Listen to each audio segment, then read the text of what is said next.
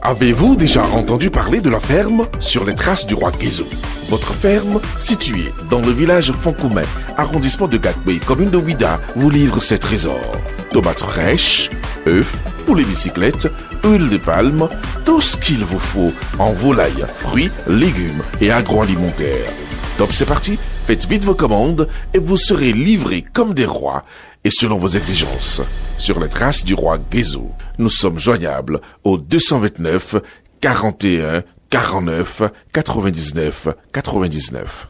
Viol, violence, grossesse et bastonnade de la famille d'une fille de 17 ans par un vieux de 50 ans. Médagwe Pierre Zandinou défie talent, l'INF et la justice. La victime vivait à Kindonou auprès de son pépé qui l'a recueilli du village pour lui donner des chances d'apprendre un métier à Cotonou.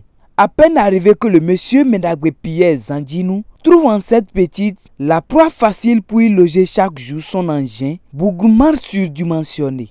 Ainsi, toutes les fois qu'on envoie la petite acheter quelque chose dans l'avant, monsieur doit prendre son pied en chassant d'abord ses 6 enfants de la petite chambre que quelqu'un lui a prêté sur une maison à étage inachevé pour prendre son plaisir. Et comme ça ne tarde pas à venir en pareille circonstance de libertinage sexuel à haute intensité, il a mis enceinte la petite. Informé, la famille de la petite lui demande de se mettre devant pour lui montrer l'auteur. Arrivé sur les lieux, dans ce qui lui sert de gîte au bourreau, à leur grande surprise, monsieur le géant en bas comme en taille, dans le souci de faire avorter sa victime par la violence, la bastonne devant la famille et la projeter violemment dans les escaliers. Il ne serait pas l'auteur de cette grossesse alors même qu'il se délectait de la petite sans préservatif. C'est trop sculule et trop facile pour qu'il ne serve de caoutchouc de merde. Et comme le vieux de 70 ans, le pépé de la jeune fille a voulu parler, ce fut leur tour. Lui, sa femme, son petit-neveu qui les a suivis et une voisine. Il les a bastonnés pour avoir violé son domicile de fortune. Mais comme le drame donnera bientôt un fruit, la naissance d'un bébé, la sagesse du vieux battu l'a empêché de recourir à une plainte avec certificat médical.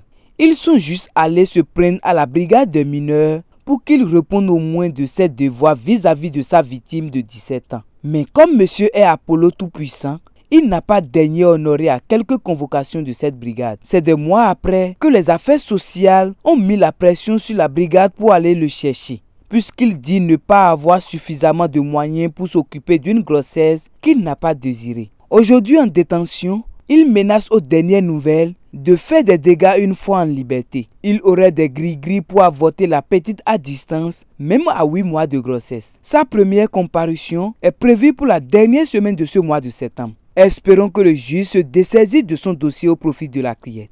Les chefs d'accusation étant nombreux et variés à partir du moment où il s'agit d'un viol aggravé, son cas doit servir de leçon pour les autres cinquantenaires qui se délectent impunément de nos filles mineures.